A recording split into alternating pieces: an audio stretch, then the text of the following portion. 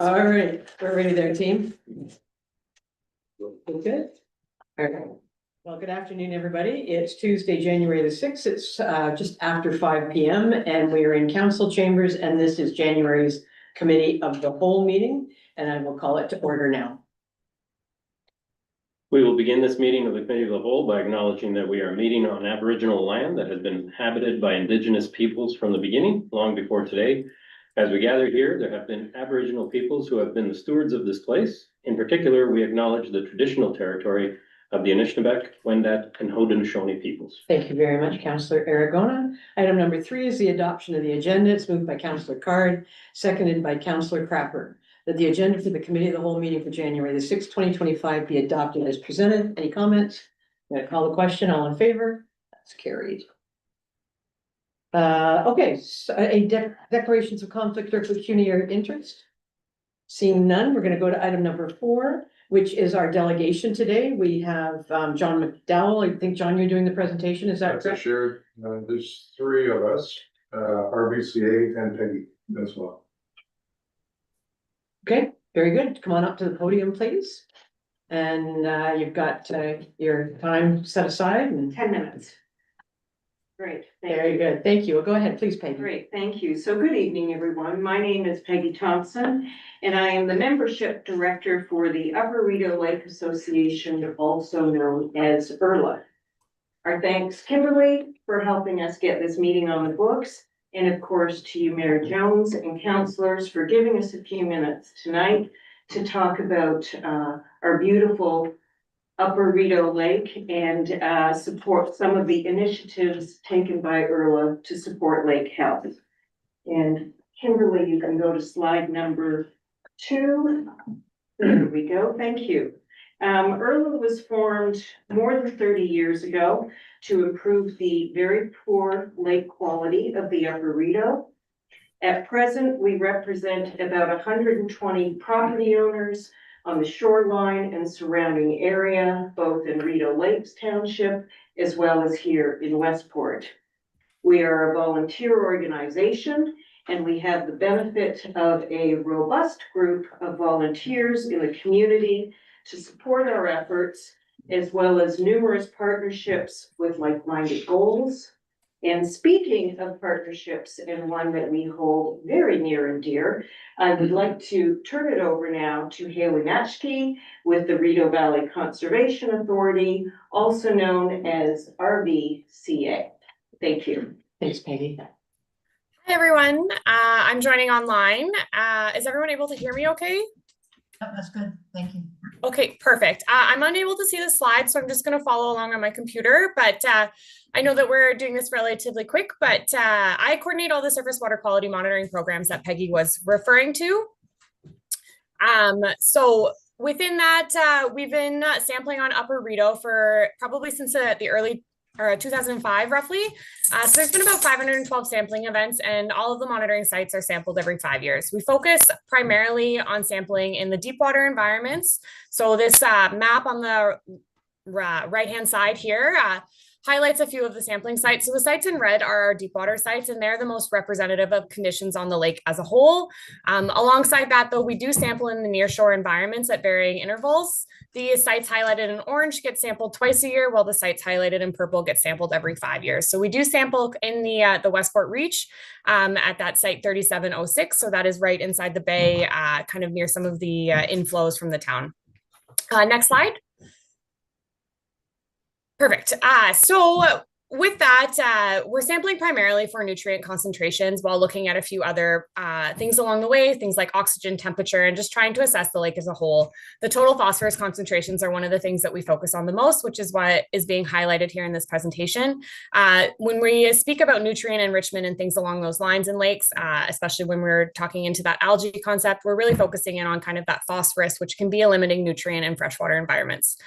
From the data collected from our deep points, As of right now, we are seeing some positive trends in nutrient concentrations in Upper Rideau Lake. This graph here kind of highlights the spread of all the data points collected from the deep point over the last roughly 20 years. And then, as you can see, there's a couple trend lines there that are declining. It's unclear at this time what the main driver is there. There's lots of layers to this. Of course, we're dealing with all kinds of different environmental factors at play, but there is some good news in terms of overall nutrient concentrations on Upper Rideau, but there is still lots that is unknown at this time. So I'll skip over to the next slide. This next slide here has a lot of information here, so I apologize for that. But I guess really the focus would be on kind of those yellow sites, given that we are speaking in the terms of Westport today. So the blue solid line going horizontally across the screen is the current provincial water quality objective for total phosphorus. So these are our near shore sampling data collected points. So we don't have a ton of them as we're only able to sample twice a year, but you can see that there's a lot of variability in this in these reaches, as there's lots of inflows and outflows and just kind of different things at play on any given day that we sample. So the yellow lines mark that Westport reach, and then we also have a site at Canes Bay and then kind of in the Foley Mountain area, just to give some perspective to all the different ranges across the lake. So this kind of summarizes just a really quick glimpse of the water quality conditions at this time when we're looking at one specific nutrient. There's lots of different things at play, but I will pass it back to Erla so that they can take over and continue with the presentation.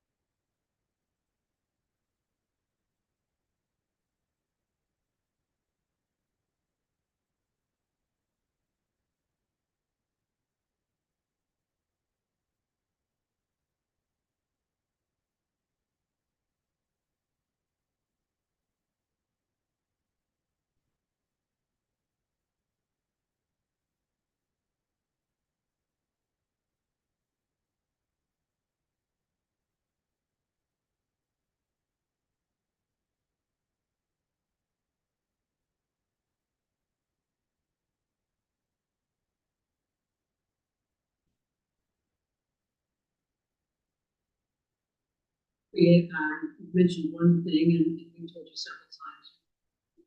When the council asks for something, you know, we can say it goes to staff, so the issue of staff meeting. Did you have a question? On the last slide,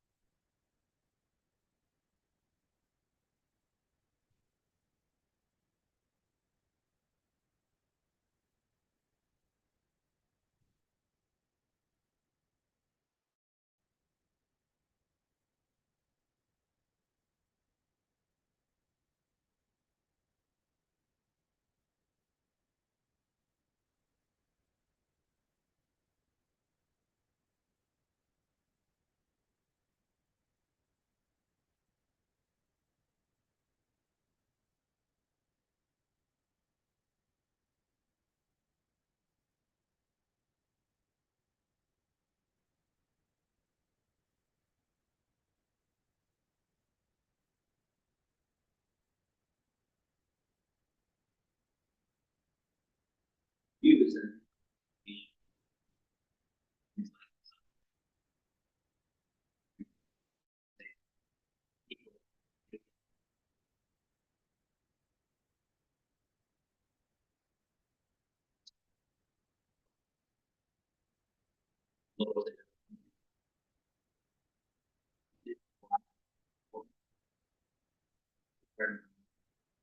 in here as things improve.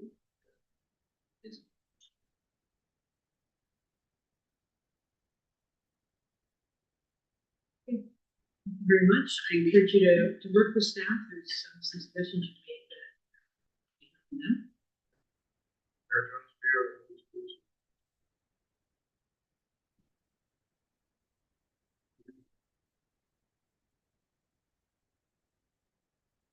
Thank you, John. Thank you, Haley.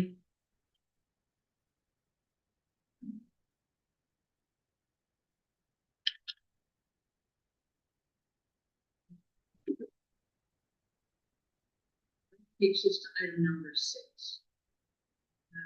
We've got Mike Bly on screen, and everybody has read the 562 pages twice. Very good, Mark. But that's not what you're going to get tonight from Mike. Keep talking until he comes on. There he is coming on. What we're going to get from Mike tonight is Mike's presentation on so the closed notes. When I read the first one, it was given to me first of all, and I was almost crying when I called him because I said, "Sorry, Mike, no disrespect." I said, "They don't have time to read this, or you have to send it out to them today." And that was like about 10 days ago. And she said, "Don't worry, Mike's got it covered, so he's got a nice compressed. But we wanted you to have the background information, particularly for you people who love to dig into those things." So Mike, welcome to Committee of the Whole at Village of Westport. And we are going to turn it over to you if you like. We'd like to see your presentation. You won't be able to see me when the slides go up, will you? Yeah, you will? Okay, good. So if they've got questions, can they ask them as they go along? Otherwise, or is it easier for you if they wait till the end of your presentation? Yeah, if we could wait till the end, that would be preferred. Yeah. Okay, so I assume you can hear me okay? Yeah, perfect. Okay. I am having some trouble hearing you guys consistently. It's in and out, so I apologize if I ask you to repeat a question or ask for some clarity because it is very patchy right now. Am I able to share my screen, or do I need to? I'll just get. There you go. Right now? All right. Can you see that okay? No, not yet. Ah. All right. It says it's sharing, but nothing's showing up on your end, hey? No. Let's see. Try that later. I just made you co-host. Let me You try sharing, take the sharing down and try again. Kim just made you co-host. Okay. Let's go. Stop share and then share. There we go. How's that? Perfect. All right. First hurdle out of the way. Okay, so yeah, as mentioned, my name is Mike Bly. I'm an asset management advisor here with PSD Citywide.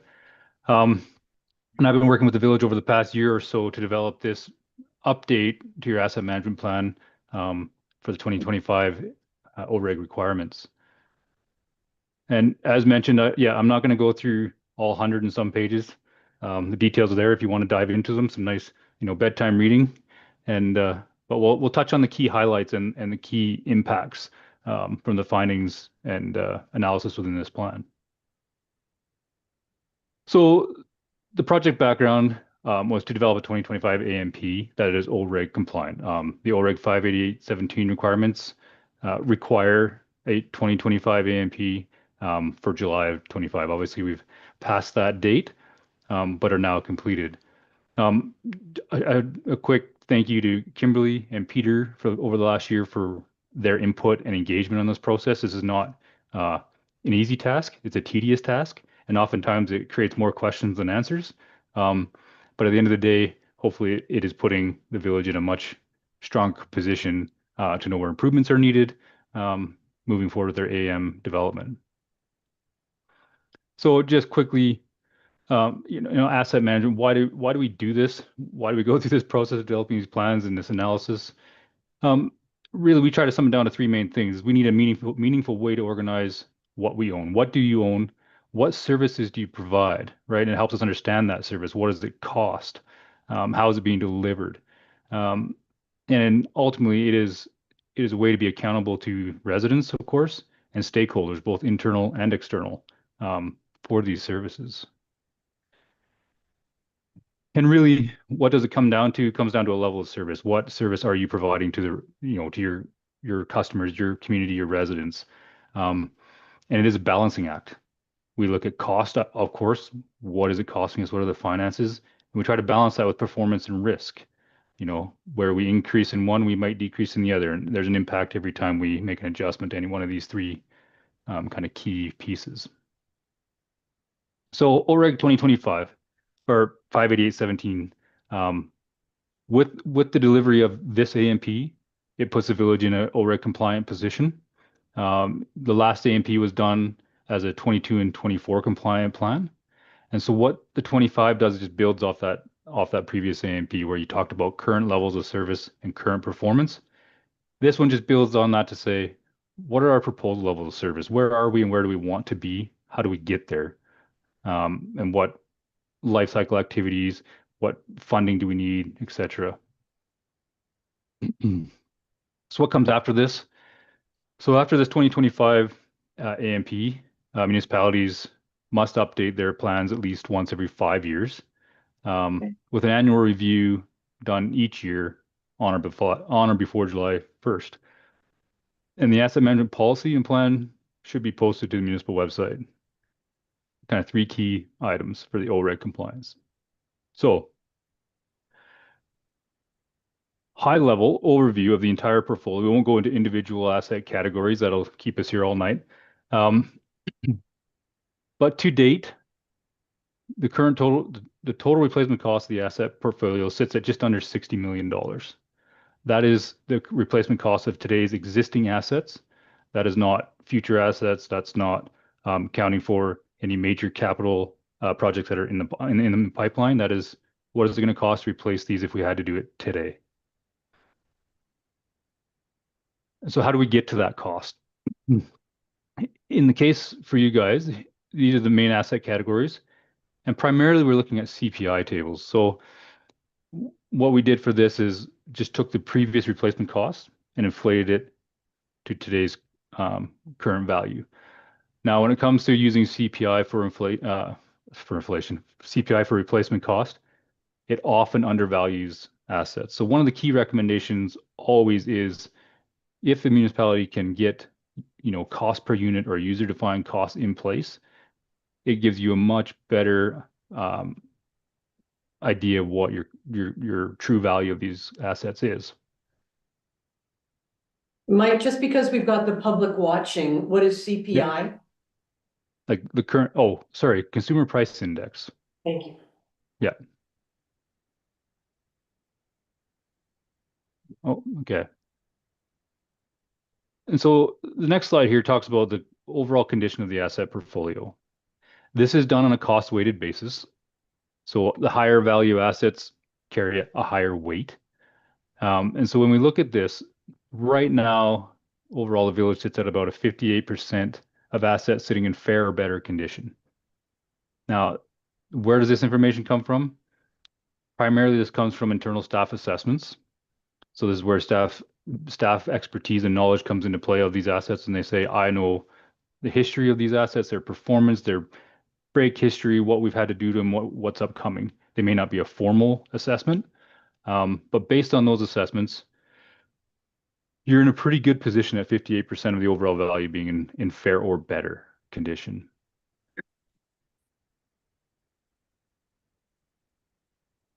And so the dollar amount. So when we look at this forecast capital requirements, we put this over a 75-year period. Why 75 years? So 75 years, what we're attempting to do here is ensure that we capture at least one full life cycle of your longest lived asset, right? Will these numbers change over time? Of course they will. We can't truly predict in 75 years what it's going to cost to replace an asset. There's so many variables within that, right? But as it stands today, on average, for the current replacements, the life of the assets that you have in place, the village requires $1.2 million per year to fund those activities, whether that be rehab or replacement, those capital events. You see there in the middle of the graph, you see a significant spike of $24 million. It's primarily due to aging wastewater infrastructure and buildings. So this is one of those items where you would look at this, and it's not likely that you would have to spend $24 million in that year. And this is where you would use this information to flag that and say, we need to assess these assets and see how are they actually performing. Do we have good formal assessed condition and understand their true performance? And how are we breaking that out, especially when it comes to buildings? Often we look at buildings as a whole, one building, one condition assessment, where really its performance should be measured based on the components and how they're performing. And so that's how we would look at this. But as you see, $1.2 million on average per year is the average annual capital requirement. So proposed levels of service, which is the main reason for this 25 AMP. So what are proposed levels of service or desired levels of service, depending on the terminology you want to use? So in the previous AMP, you looked at current levels of service. How are we performing today? So they're the current or past performance of any asset. What we're looking for now is where do we want to be, and how do we determine? Do we want to set certain funding goals? We want to set condition targets, and so what is the goal for the municipality in the future? It is important to know that ORIC doesn't require what proposed metrics municipalities need to strive for. This is very custom and specific to every municipality. Based on your current situation, strategic vision from council, financial capacity, etc.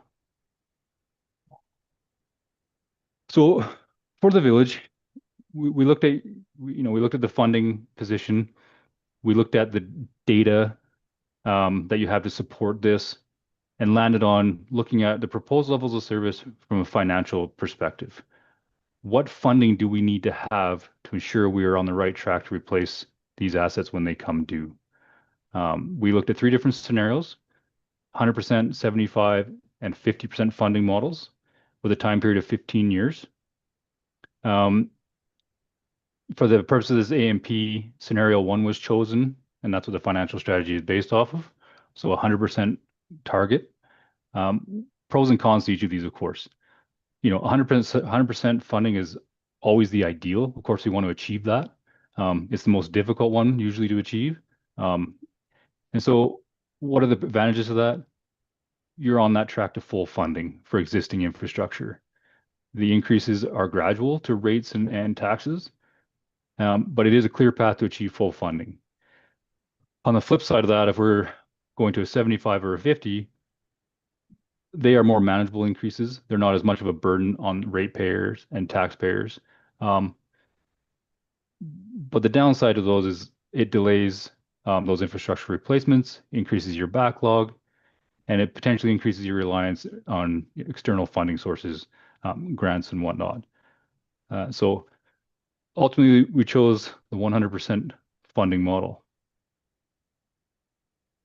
So here's a small example of what that looks like when we think about if we target 100% funding or 50 or 75, what is the impact, projected impact of that? Using the road network as an example here, currently you're sitting at just under 60% average condition for your road network. We project, based on what you have for current life cycles and strategies that are in place, 100% funding model at 112K a year, which would be your average annual investment into that into the roads, you would average around that 60% condition mark. And of course, if we fund at 75 or 50, you see that average condition over the life cycle of that asset decrease a little bit. So you'll carry a lower average. Mm. Okay, so ultimately it comes down to the financials. What does that mean to achieve that 100% position? So we looked at 15 years. The annual tax increase would be 1.4%. Rate increases for water, 2.5%, and wastewater, 1.8%. Now, it is important that this doesn't account for inflation, and this is only for capital expenditures. This doesn't take into account operating budget. It doesn't take into account any other cost increases. It's just to fund those capital replacements. That's what's needed to put you in that position. Okay. So what does that look like on a 15-year outlook? This is that projection for tax-funded assets starting in this year, 2026 now, with that 1.4% increase, and get to that 15-year mark, we're hitting that average annual requirement. And just a note here, when we talk about this, of course, when we talk about capital expenses and projects, there's going to be years where you may not need to spend as much, or you might, but we still want to ensure that in those years where there's not as much capital expense, we're still putting aside that value for that future expense, right? On the wastewater side and water, here we see a $618,000 average annual requirement. And over that time period, those, I believe it was 2.8 and 1.8, or sorry, then you can see over that 15 years, we're getting to that average annual requirement target and that 100% funding position. Okay, that's a really high level overview of the financials and the projections and the recommendations coming out of this. So, of course, this analysis and these projections are only as good as the data that sits behind them.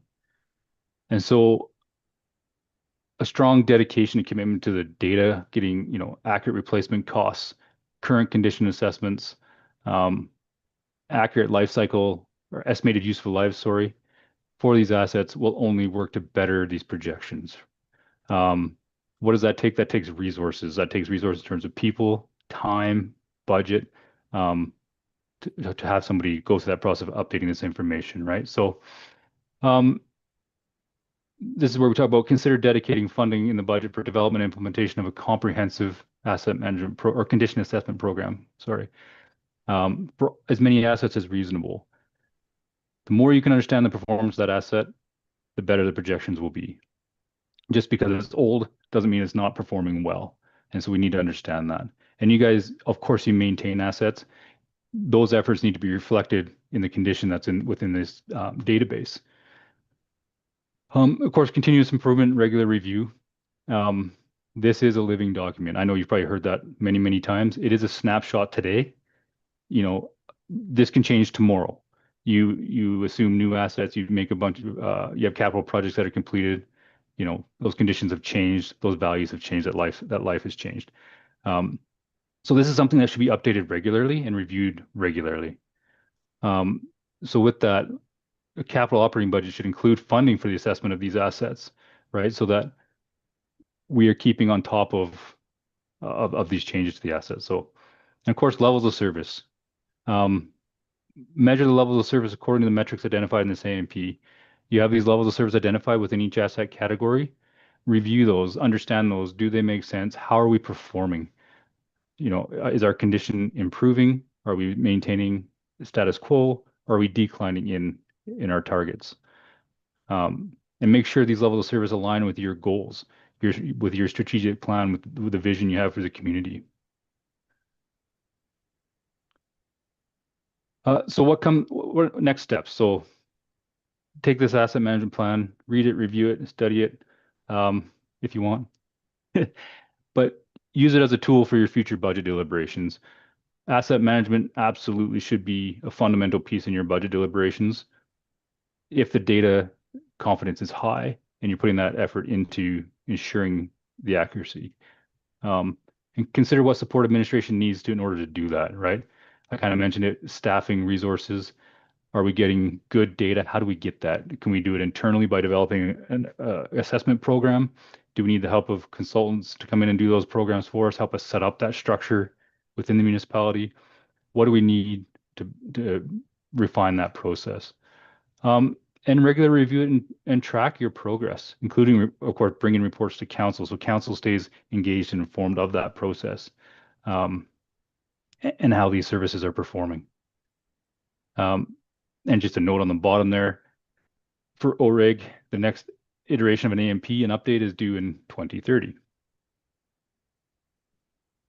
All right, I know that was quick, that was high level. So open any questions and I'll do my best to answer any you might have. Yeah, so just, there's lots of questions for you. Let's take down your slide deck. But thank you. There was, you can hear a pin drop in here, but I think we understood all your points. So that gives us some good questions. I'm gonna start with, Councillor Carr. Thanks through you, Madam Mayor. Just a clarifying question. If we did in fact go with scenario one, 100% funding in 15 years, it is a working document. So does that mean we can change going down the line if we felt the need to do that and drop down to 75 or 50%? Or are we locked into the 100%? No, there's nothing that locks you into this, right? If you look at the feasibility of that 100% and you review that internally and say we just can't get there, look at the 75%. Is that more feasible? It puts you on the right path, right? You're increasing that funding. You're allocating, to reserves and what have you to put you in that projection. It's just going to take you longer to get there, but there is no lock-in. Like I said, even with that 1.4%, next year inflation goes crazy. All those numbers change again, right? And so that's why annually we need to look at these things and say, okay, what do we need to add, adjust, right? That 100% target's gonna move a little bit. Good, okay, thanks, Mike. I've got Councillor Goma, Councillor Card, and then Councillor Gurney. So I think there's a couple of context points that I was hoping that you would hit, Mike, and explain through you, Madam Mayor. On the forecasted capital requirements, you mentioned the point at which we should be on, I don't have the slide number, but it's page 21 in our briefing. I didn't hear you talk about the funding gap that is in the report and dealt with in detail. Could you just talk about that funding gap for a minute and just explain why that red line on that slide is important? Yeah, I think I had a note here. Let me see if I can find. I don't want to give you a wrong number. What page were you on? 21 on our. Thank you, yeah. That's page 21 of the AMP. Yeah. Yeah. Yeah.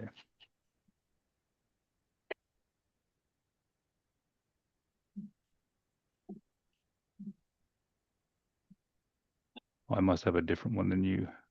That's 29. The forecasted capital requirements, 75 years is the title. The slide, right? Oh, just the same. Oh, you just want to see. Okay, that slide. Yeah. Yes, please. Yeah. So the funding gap in terms of numbers, your 1.2 million annual requirement. Why can I find this? And right now we're got an annual available of $449,000 for capital, right? So that leaves that $700,000 funding gap right now. That's the deficit. And so that puts you at that 40%, I believe it's 40% funded for tax funded assets and 38% for your rate funded assets. What context would you like with those numbers? Sorry. He's coming back. Go ahead, Joe. Yeah, Okay. I wanted you to explain those two numbers and just explain that we are maintaining our assets to a specific level of service. However, there is a gap, and that's what this asset management plan is doing, is explaining that what we need to do in order to get to that 100% maintenance process that you're recommending, and that those numbers were important for me. Yeah. I just didn't hear when you presented. I have two follow-up points, if I may. Yeah, and can we just because I heard maintenance, can we be clear that the purpose of this is to put money in the bank so that when your asset needs capital, you've got the capital? Right. So maybe a real plain Jane way of saying it. Go ahead. Actually, that's perfect, Okay. to my I'm next. plain Jane. Yeah, no, it's a perfect segue into my next question, Okay, go. which was, for you, Madam Mayor, through. So the other thing that came through, in the actual, document, and was discussed several times was the time frame. So on your slide where you're talking about 15 years, and I'll just pull up the slide here. So you're talking about the 15-year scenario on page 24 of our briefing. One of the questions that I had when I was reading through the document itself was, why not 20 years? And then it was explained in detail later on in the document. So I was just wondering if you could talk about the drawbacks of stretching it over a longer period with respect to the 100% funding. Yeah, so when we look at, in the document, you'll see 5, 10, 15, and 20-year kind of options there, if you will. And with our financial team, we determine what seems like a reasonable and achievable value. So, of course, if you stretch it over 20 years, that 1.4 is going to drop down to under 1% per year, probably. I don't have it up in front of me right now, but that's, likely you're going to be under. The drawback to that is that delay in ramp up, right? So instead of 15 years, you're now 20 years to get to that, to address that deficit. That's 5 more years of underfunding, and that's 5 more years of deferred replacements, perhaps, right? And you just increase that backlog. That really is the biggest drawback. From a risk perspective, if we're not investing at the level we should be, you're open to asset failure, premature asset failure, right? And that brings with it another conversation around what is our risk tolerance and what are we willing to accept. If we underfund an asset, we have to accept that condition is going to likely decrease. In some cases, that might be okay, or performance might decrease, depending on what asset we're talking about. So in terms of, underground infrastructure, probably not a good thing. Can we let some roads slide a little bit so we can reallocate to a more higher priority project? Probably. That's where you just got to compare, understand what are our, how are our assets performing, and compare different categories, right? And then we start talking about risk and prioritization and, where does this money go?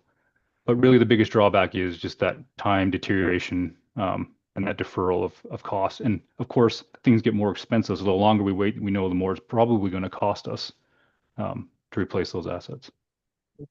Okay. One more. Yeah, go ahead. Last They're clarification. hoping that you're asking their questions. The proposed level of service, this is page 27 of our briefing, where we're talking about scenarios, the 1.4, 2.5, 1.8 recommended. You mentioned it in your presentation, but I just wanted to make sure that I understood it correctly. You mentioned the cost of inflation has to be added to that. So really what we would be looking at would be a baseline tax increase of 3.4 if we approximately 2% per year on the cost of living increases, consumer price index. So am I understanding that correctly? So you're recommending that at 1.4, we also factor in the consumer price index increases every year for each of those numbers? That's correct. And that goes back to the previous question about why 1.4 and why not let, if we went to even say a 10-year implementation, you're a higher percentage plus inflation. So that number obviously gets bigger and bigger and, harder and harder to implement, right? So you're right. So next year or this year, when you're planning your budget, it's a 1.4 plus what you feel is good inflation value to add on to that. Yes. Okay, you're good? Yeah. Okay, good. Councillor Card and then Councillor Crafter. Through your worship, in your PLOS scenario modeling, just looking at your graph there, I find it hard to follow. Maybe you could explain it. In 4 years out, we've increased our condition rating. And then we get a steady drop until about 2045. And then we get a slight increase, then we get another drop, and then we get an increase. But we never get much past let's say 65%. How do we establish what the acceptable level is for condition? And how do I follow that graph? Good question. That's a very good question. So what is an acceptable level of what is an acceptable condition? That's a long conversation. That's really something that comes down to, when you sit down, you talk about levels of service, where do we want to be and what's reasonable. So this is where the life cycle strategies come into play. You see that dip. I'd have to go into the data and look at the strategy that's in there, but likely what you're seeing is you may have a relatively new asset and nothing is going to be done to it for a period of time. And then it's going to hit a projected condition of, in this case, looks like 45%. And in your life cycle strategy, you'll see this in the database. You won't see it as part of any of this documentation. You'll hit a condition and that'll trigger an activity, whether that's a rehab or a replacement. And then you see it go up, right, to a certain condition. And then you see these maintenance events, whether that's like in a road, it's crack sealing, that's patching, et cetera, that are, deteriorates, we improve it a bit, deteriorates, improve it a bit for whatever time period. And in this, you see that drop again. So those little up and downs, those are little capital events that are being done to maintain it. And then we've exhausted that, it deteriorates, and then we start again, right? So if you want to achieve a higher condition target, we'd have to sit down and say, okay, what gets us there? What activities do we need to do? Do we need to do mill and over or mill and paves more often? What is that going to cost us? Is there other events that we can apply to these assets at more strategic intervals? This comes directly from that, what is planned. And typically roads has the most interventions for capital maintenance. I don't know if that helps answer it, but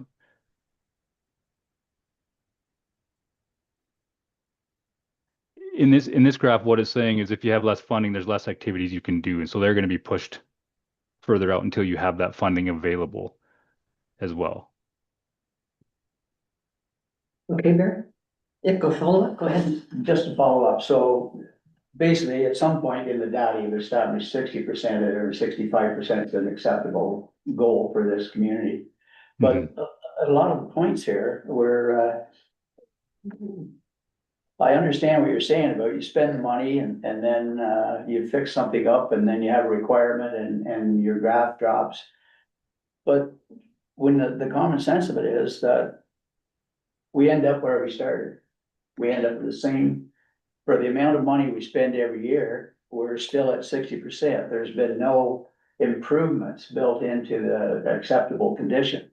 So we're $112,000 a year. I forget whether that was applied to the road budget or not, but should our goal not be at a certain point to, especially if you're looking at a 75-year cycle, at some point in that cycle, you start to gain ground. Yeah, I mean, when it comes to roads, like we'd have to go back and look at the life cycles and see what's causing this, right? But based on what's been put in there, it said, if we do these activities, we project this is the condition, a crack seal or a patching, we're going to see a 5% bump in condition, right? Then it deteriorates. So we're going to do it again. We're going to see that bump back up. And so you start to just kind of maintain that, 60-ish% in this case, right? if you want to see a better condition, we have to, again, look at what events do we need to do and put them in there to model that. We can absolutely target an 80% condition. When it comes to paved roads, that's going to be very expensive. Sitting around 60%, from what I see, is very fair and very decent position for a paved road. You know, when you look at like surface treated roads, of course you do those and they deteriorate right away at a different rate. And it's very hard to maintain 100%. The amount of money would be crazy that you would spend to try and achieve that. And is it reasonable? So absolutely, we could look at 70% targets. What do we got to do to get there, right? Yeah, I don't know if that really addresses that, but it really comes down to what events are we doing and when. Okay.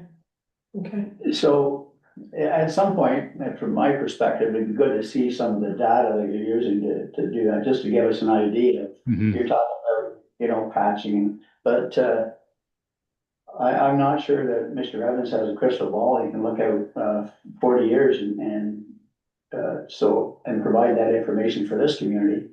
I'm just wondering, is it built on past experiences other places? Is this unique to Westport, or is this data apply across the board to any community using this methodology for?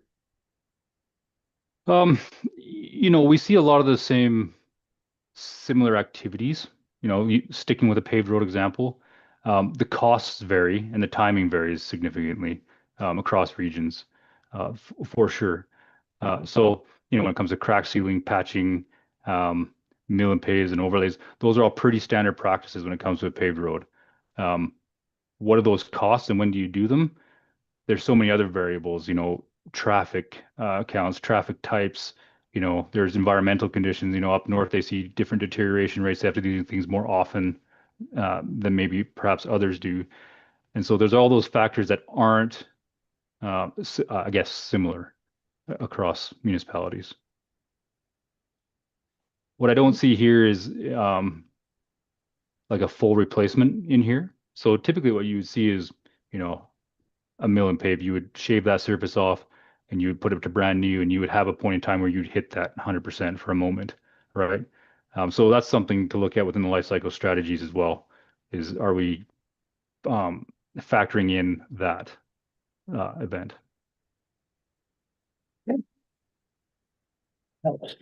Helps, I know. You're doing a good job, Mike. It's very technical. Councillor Crapper is gonna take us home here. Go ahead, sir. A couple of questions for Mike and a thought for staff.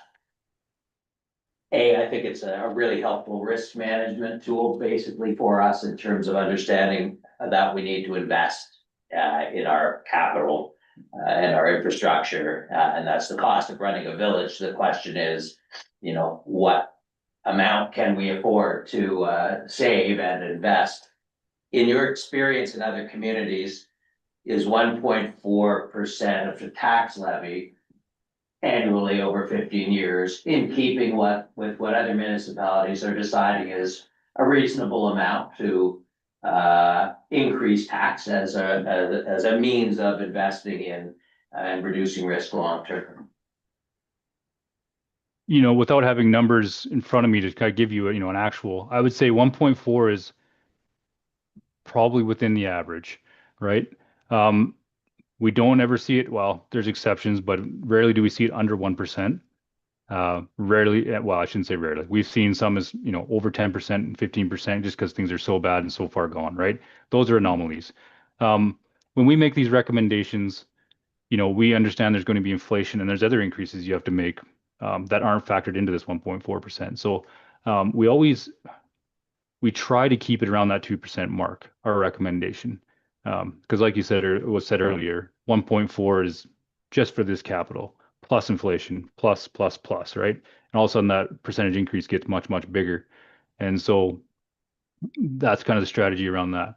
In your guys' position, when I look at your current funding position, I believe we said 40%, that would say you're just above what I see as an average in my experience. A lot of municipalities in that 25 to 35% range. So, we're sitting in a pretty good position. Where you guys I would say are above average for sure is in that, you're 16 at that 58% fair condition, right? Let's just call it 60 because it sounds nicer. That is Okay. a lot of times we're seeing, 40% less. So that's a good, not to say fair a bunch of times, but fair position to be in. Eh, yeah, It's helpful to us, I think, as we're nearing budget time and we have to yeah, look at increases every year to know that a portion of a tax increase, just like with water sewer, is about the fact that you gotta be able, if you're going to have an independent autonomous village, you gotta be able to afford to have them. And that's the cost of having one is putting money aside for buildings, water, sewer, et cetera. So I find that helpful. Two other pieces in the report I found helpful, a little disconcerting. One of them was about growth, because I would have guessed that growth, in this village, numbers of homes would have been a net positive for us, but what I read from your report is actually it's a net, a challenge, increased challenge, because it is, rather than, although it brings in additional revenue, it causes more wear and tear on the infrastructure.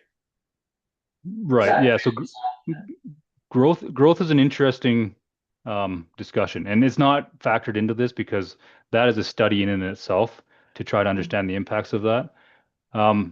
Yeah. So what growth is projected? What does that mean for tax revenue? What does that mean for rate revenue increases? But like you said, are you building new infrastructure or just adding increased pressure to your existing infrastructure? And is that increased tax enough to offset that increased pressure, increased usage, et cetera? Yeah. So in some cases, mm, I mean, oftentimes growth is a good thing. And I understand with your municipality that imminently this year you're going to be becoming a single tier municipality and you're likely to assume a substantial portfolio of assets, right? And it's important to note this AMP doesn't factor into that because we don't know what those costs and values are. So that's a substantial piece that's going to affect this AMP significantly, right? Once those costs are understood, once those conditions are understood, what are you inheriting and what is it adding to the, your replacement needs? Um, so growth is an interesting one to try and pin down for sure. And that was my last point to staff, is that given our discussions about single tier, it seems to me there's nothing more impactful on this AMP than that in terms of what the difference might be in our reality, both in access to dollars, but also in assuming additional infrastructure. So we're gonna really need to understand that before we can adequately approve or understand where we want to go with this, because the numbers, and they are 2024 numbers. But the changes we're potentially going to have on our plates in 2026 do they make it so that we need a refresh of this already? Mm-hmm. We'll talk about that later. Yeah, good question, Marty. Are you done? Yeah. Mike, I just wanted to go back. We have our ACE reporter here in council. And should she want to report on this, could you be really clear? Because you've used two numbers. And we know that we went from 58, we decided what the heck, let's call it 60% of our assets are in good condition. And I've written down a yay beside that. What was the 40 about? Could you just give a little bit of language about that? The 40% was in reference to your current funding level, right? That's addressing the infrastructure deficit or that gap we talked about. So we look at what is the annual requirement? How much do you have committed to that on an annual basis? You're currently funding 40% of the need for tax funded. And then I believe it was 38% for the rate funded side. Right. Yeah. Okay, thank you. Somebody had another question. Sorry, I did. Your worship. Is this whole plan, when you get to the actual second part of your report here, it gets a lot more complicated, but, so I'm just wondering, is this something that's staff a tool that they can use themselves? Or is there gonna have to be every year additional outside input to utilize the full plan and explore the intricacies of the data that's presented as far as prioritizing and actually setting budget and that kind of thing? Is that something that staff could handle internally every year and keep up with it? Ooh, that's a tough question for the business side of it right now. Yeah, you know what? Yes. If your staff have the time and knowledge, the data's there, right? This data that I presented is like within the citywide software that you have. Most of this comes from that. There is some stuff that we take out and we run some analysis on to get some of the numbers, right? But ideally, staff can take this information and update it and revise it as needed if they have the knowledge, support, and time. And the I guess the skills within the software itself to update that information and pull those reports. And you know, aside from this AMP, we did talk with staff a little bit about maybe there's a need for some training and whatnot this year for exactly that reason, right? Let's get in there and show you how you develop these life cycle models. How do you input this information, and how do you run the subsequent reports, and how do you you know, digest that? So I guess the short answer to my ramble is yes. I think your staff are very capable if they have the capacity to do so. Yeah, their capability wasn't the main part of my question. The time was Right. the main question. It looks like quite a process to make it work. Yeah. It is. There is a lot of time just on the data maintenance side. And of course, running these reports and putting it into a document, yeah, of course, it takes a fair, substantial amount of time. It isn't something that is done easily off the corner of a desk, right? And so having somebody committed to it is ideal. Isn't that Brandon Manitoba? Yeah. Partly, It's 0.5, but yeah. 0.5, yeah. Thanks, Mike. Mike, can you just answer me one more question? We're about to have the 10-year capital plan come to council. Can you give us a bit of an understanding of how the 10-year capital plan and the asset management plan marry up? Yeah, absolutely. I mean, in this report, we talk about the future capital requirements, and that is available from Citywide, and we can run those numbers, of course, to run those 10-year projections. And we can give you, for each asset category, what are the projected requirements in any given year for the next 10, 20 years if you want. And so those numbers should be sitting on the desk when you're looking at and developing that capital plan to say, okay, in the road network in the next 10 years, we need, you know, whatever it is, $500,000. Into the capital plan it goes, hopefully. But if Okay, that's helpful, because when it comes, it's one and the same with the more of a focus on the capital. Mhm. Yeah, okay, it's when that comes. I know we're keeping you long. I got one more question from Councillor Aragona, and then we'll let you go, Mike. This actually is not for Mike. But, Okay, then if it's not for Mike, any other questions for Mike? Well, thank you very much. It was really, really informative, and we've all got lots of notes and squiggles. And if we've got any other questions, we'll go through Peter and either get you back or get more information. But thank you for taking the time tonight, Mike. We really appreciate it. Well, I appreciate the conversation. Thank you. Okay, thank you. Thank you. Go ahead, Councillor Aragona. Through you, Madam Mayor, through to the CAO. I think we touched on it briefly there, but I just wanted to come back to the capacity and time and capability question that was raised. If I understood correctly, what was said there, we have in the interim, we have staff that can actually address the two main recommendations on Mike's slide about regular updates and management of the data in order for us to keep this updated on an ongoing basis. Did I understand that correctly? Thank you through you, Madam Mayor. I'll defer to Peter for a more technical response, but yes, we do, but it's not to this full-time extent. Of course, Brandon's also the lead hand. He's also wastewater and water. He's about 20% of the asset management input. I know our data is up to date in some respects, but some of the historical figures we need to update still. Yes. You anything to add to that? That's correct. The corner of the desk is certainly something that would kind of apply here based on our size. As part of that is we're hoping to spend this year getting some good training. So when we're working in a database, we're making good adjustments and making them just once. So when Brandon's coming in, Brandon's primary role is going to be adding items to the database that are either new or added by council, or updating condition assessments from either third-party reports or in-house reporting. And then even for myself, when I'm working there, I'm working on updating the unit costs from projects in the area, linear costs, like how much it does cost to replace a sidewalk panel or a stretch of sidewalks, a stretch of curb, a stretch of stormwater. So between the two of us, this is something that the more time we spend in it, the better that data is gonna be coming out. It's not hard to make a simple mistake when saying, hey, if I'm going to replace Bedford Street, well, it's going to cost $1 million, and then I divide that by the length, and I put that all on the roads, it'll skew the data quite a bit. Whereas I need to break that down into the pavement and curb and storm and sidewalk. And those types of things are what take the most amount of time, just slowly breaking each other up. But capabilities, 100%.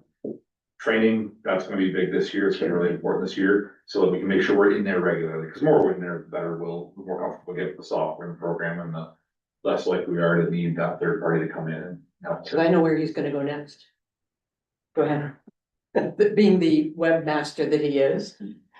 Well, I was gonna go to cost. I thought you were gonna go a little like behind, because then we'll never catch it up again.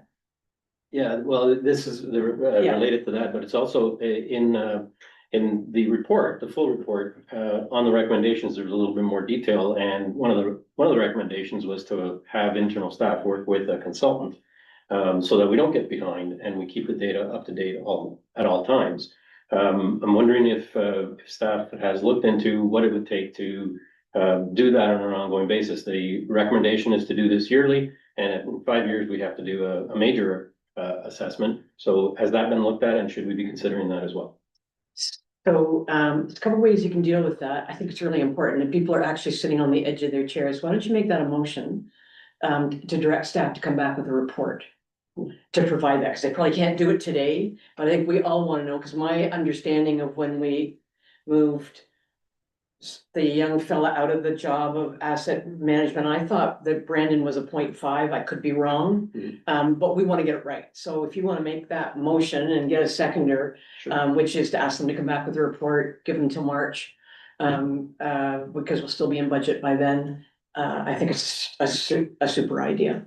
Okay, so my motion is to ask staff to come back with a report related to ongoing asset management, the data asset management, and how a consultant and the cost of bringing in a consultant would fit into that. To keep it up to date, and Barry at House of Cards seconds. Yeah, that's great. I think our minds are all going the same place. Anybody who's on an organization that their website gets out of date, you may as well start fresh. Different. So I'm just gonna call that question, I think. All in favor? Okay, carried. So that's a couple of months and gives Peter a chance to do the research that he needs to. Okay, I'm gonna read the motion, and since we're finished with the delegation. The motion is moved by Councillor Crapper, seconded by Councillor Card, that the committee of the whole receives the presentation from PSD citywide regarding the updated asset management plan. And that the committee of the whole recommends that council approve level of service scenario 100% funding over 15 years as presented at the January 6, 2026 committee of the whole meeting. Okay, comments? Do you want to soften that second line? Like, do you want to chew on it a bit? Especially with budget deliberations coming up, I think there are pieces of this, obviously it's necessary to fund it. Yeah. But I'm not clear on what we can afford right now, given other pressures we have. Okay, so if we receive the presentation, that's probably enough. I mean, it's right in the front of our brains when we go into budget discussions. So for you two, I'll amend it that way in your friendly amendment. All right, then I'll just call that question. All in favor? Okay, that was a great job. Honestly, when you asked the question, I was going to get him to circle around on what our colleagues are doing, because we are a little bit behind in this. I was dancing in the street when I saw the recommendation at 100%. Yeah, that could have been a lot worse. I know. You know, when I hear what my colleagues put aside for asset management. So I'm not, the budget will be the budget, and we know that we will be committed that each year we need to do something, and a COVID year, we wouldn't be able to do anything. Can I ask you? But I just want to finish though. A COVID year, we wouldn't have been able to do anything because we went to a zero budget. Well, we still have growth in land art. You know, it may be that we have money that comes in because of the growth. So we don't have to increase the levy as much because that comes in. So I loved his presentation, maybe some feedback to Mike from our team here. There was nothing there was no hard messages from him. It was a lot of flexibility. Good question that you asked, Councillor Cardy, about, you know, are we hemmed into anything? He said, no, you really call the ball on it. But you know, if you change the amount, you change the final outcome. So I know he does a lot of these, but I thought he was terrific. Go ahead. Yeah, so are your colleagues, are they all going through a similar process to yes. determine what that rate is? As is the counties, everybody's okay, at this deep in time. this, And for the we're- last couple of years, Marty. Yeah, and I can't imagine many of them would only be at 1.4. I think our unique, you know, partially our size. I would have been fearful. I don't think we have invested in, as we know from earlier things today. Yeah, Connection fees concern me because at this point, we are able to put into reserve with growth happening, a lot of money into a Mhm. water sewer. That's gonna end, and then what, you know, and so these scenarios Yeah. do have some big changes ahead. that's a really good point. Yeah, and it may be that there's a downturn in real estate. Yeah. And, you know, so we don't get the growth in our taxes, and it's all gotta be an increased levy. Anyway, I was quite pleased. I hope everybody else was as well. So with that, we're good, we can move on. All right, so we're gonna move on to, item 6.2, which is the, alternative voting methods. If you recall, back after the last election, there was a discussion around the horseshoe on alternative voting methods. And and after the CAO joined us, she was tasked with bringing back some numbers and some options. So that's what you've got in front of you today. I think I'll just open it up for discussion before I put the motion on the table. Any comments on what you've read? From what I read and what I've heard from the public, I mean, we gotta get with the times here and provide that option for people. There are certain groups of people who will find that very, very, positive. Okay, anybody negative? Okay, so we're all positive. Let me get the motion on the table then. I just didn't know how much debate or arm wrestling you guys were gonna have.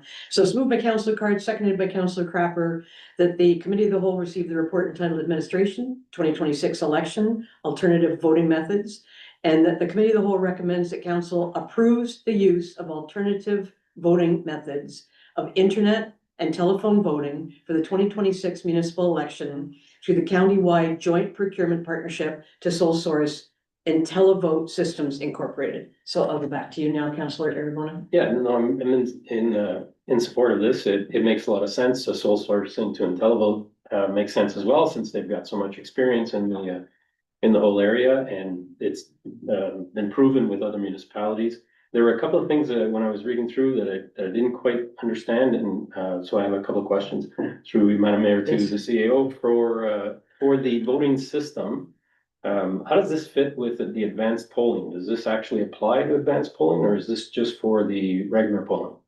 Good question. Thank you through you, Madam Mayor. Yes, it does apply to advanced polling opens a week earlier, and you can vote at any point in time, the week earlier, up to and including opening of polls on election day until the closing at 8 or 9 p.m. So all voters would be given this option, and they can choose to use it or not. That's right.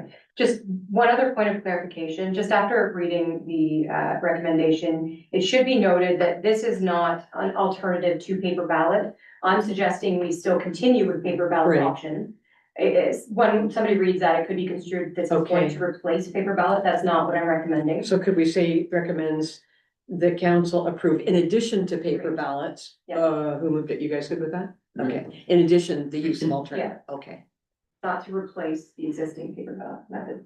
So I'm putting in addition to paper ballots. That's what you want? Yes, Yeah, all right. that is what council. The use of alternative, blah, blah, blah, blah. Okay. You good? You got another question? Yes. Through Madam Mayor, the other thing that I noted about IntelliVote is they offer multiple modules for the IntelliVote service, the way that it's structured, the platform itself.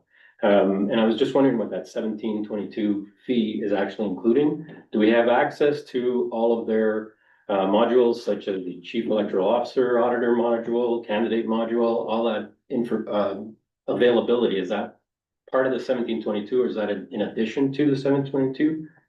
Wow, she's nodding her head, yes, yes, That go is- ahead. It's all included in that, and training is also included in that. Perfect. Good. Well, how much less would it be without it? And did you have one more, Last Counselor? one. Yeah, go ahead. They- So far, she's batting 100. Yeah, no, Or 1,000, maybe, whatever it is. I'm not trying to trip her up, so. that's fine. Okay. So the other thing that they offer is metrics. I'm assuming that we also have access to the metrics.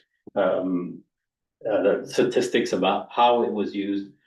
So that we can determine whether or not it actually was used enough in the village and whether or not we need to keep doing it. Yeah, go Yeah, ahead. certainly through Madam Mayor, that's why I'm proposing a trial period to see if the uptake is worth the cost. The metrics after will tell you things like the demographic that voted electronically, how they voted. In my previous experience, which I found out through metrics, is you can vote on a PlayStation. I didn't know that. And so it gives you a number of different measurements and what your demographic is that's primarily using it, and feedback. They have an option for feedback that we can review as well. Cool. Okay, Counselor. Just more of a comment than anything. So I have used this before and it's very simple. And so I absolutely recommend it, but I also appreciate the fact that people can still come in, cast their ballot, the old school way. Yeah, Yeah, and I think it's really important we still offer both Yeah. alternatives to people. yeah, I agree. Okay, I'm gonna call a question. All in favor? Carry. Good, all right, well done, team. Item number 6.3 is the watercolor Westport street name proposal. And the motion is moved by Councillor Crapper, seconded by Councillor Card, that the committee of the whole receive the report entitled Administration Watercolor Westport Street Name Proposal Phase 3. And that the committee of the whole recommends the council approve the naming request from Land Art for the following streets. Street A is to be called Eagle Crest Avenue, and Street B is to be called Steeple View Road. Comments? Councillor Crapper, then Councillor Card. Nothing against the name suggestions, but I had once raised, I guess the last round, that just the notion of how one might go about reflecting history. Westport's called history and new street names. And I wondered if like the historic, just a thought to throw out there, when naming streets or considering names, whether some interface with our historical society and playing around with options, it seems to me it would be a step forward to blend, you know, and to, we don't have many opportunities to reflect our history in street names, and this would be one, so just putting it out there. So can we give just direction to staff to follow up with Rolston, Mr. Rolston, and see what we can do in the future? Does that satisfy Yeah. things? Okay, I'm in, yeah. And we don't need a motion on No. that. Staff have got it and they'll follow Yeah, up. Thanks so much, Councillor Crapper. Councillor Crapper, that was it? Okay. I'll call the question then. All in favor? Carried. And it is 6.4 is the town hall feasibility study. It's moved by Councillor Card, seconded by Councillor Crapper, that the committee of the whole received the report entitled Public Works Town Hall Feasibility Study Results. And that the committee of the whole recommend council direct staff to bring back costing for detailed design and tendering to the 2026 budget deliberations. So now for the public watching, this is a very old building.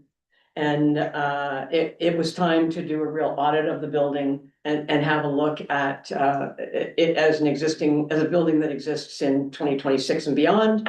Any challenges that the building has in relation to code and other things, comfort of staff. And I've never made a big deal about this, but it really would be nice at some point for me to have an office. Rather than sitting in council chambers. It's a small item, but it just goes to show how much we've grown.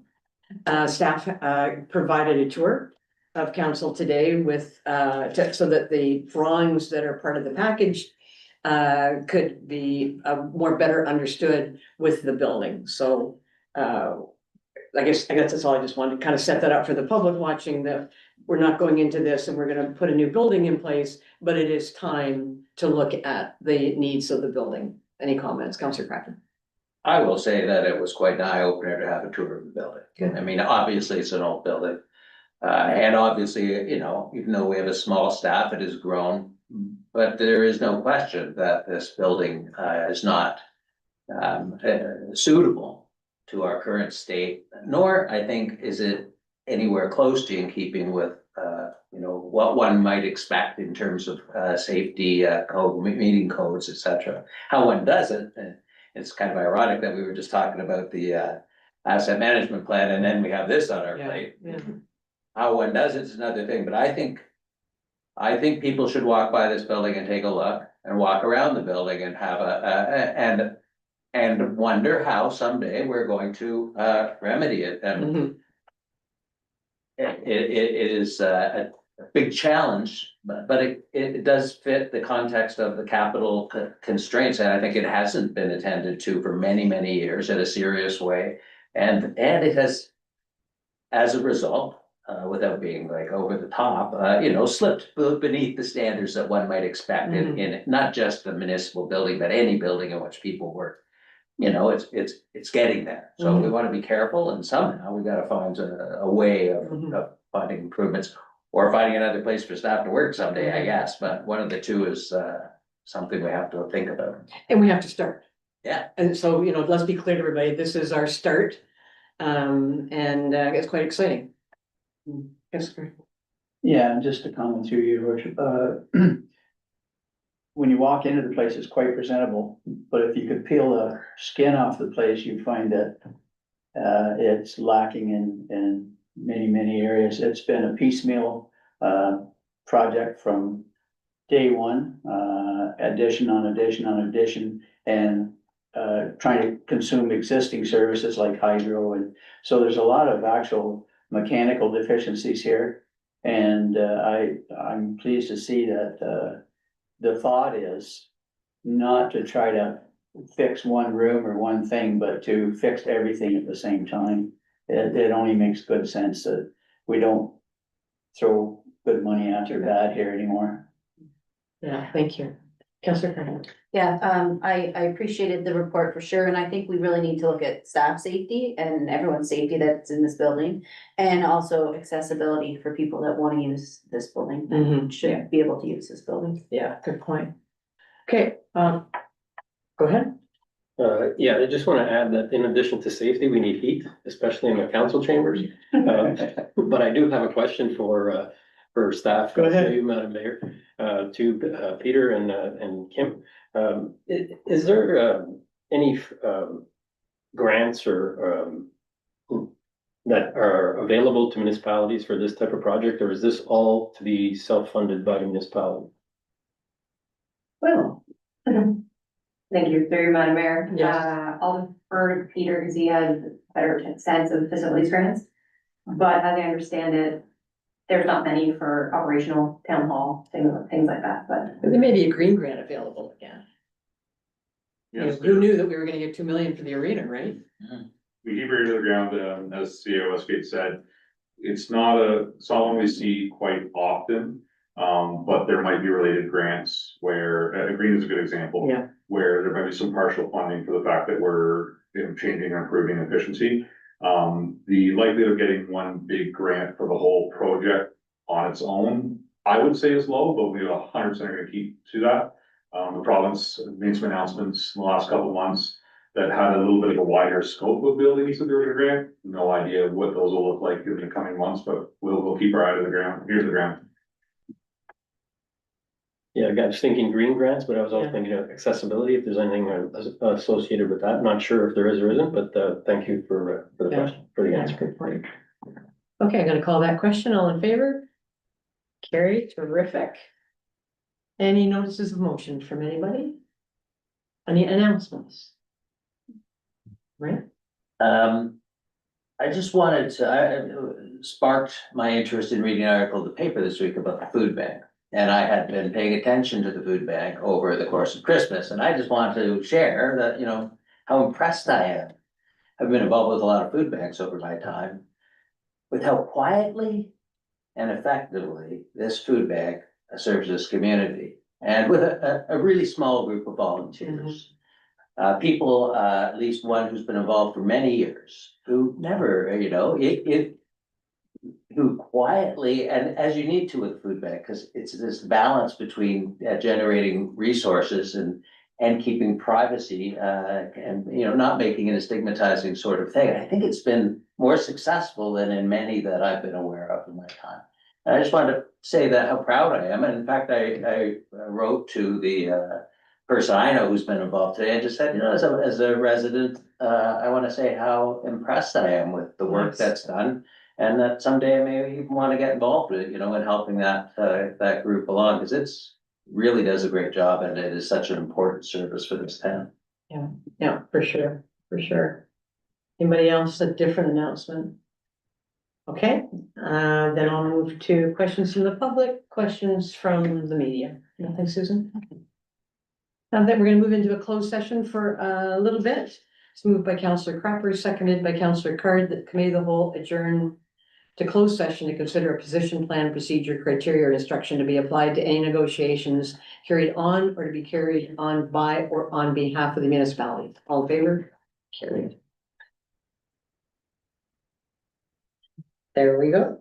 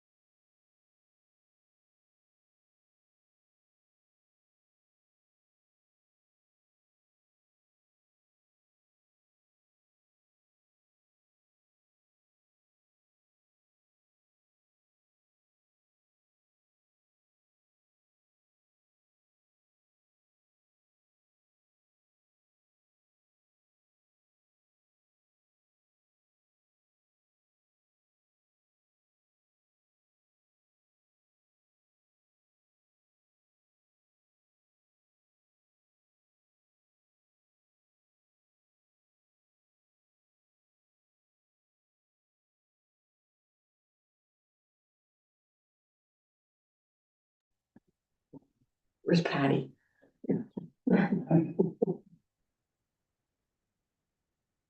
Okay, Okay, thank you very much. Welcome back, everybody.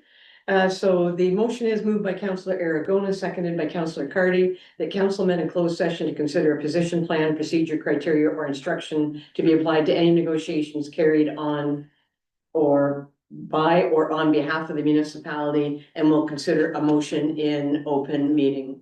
Call question, all in favor? Carried.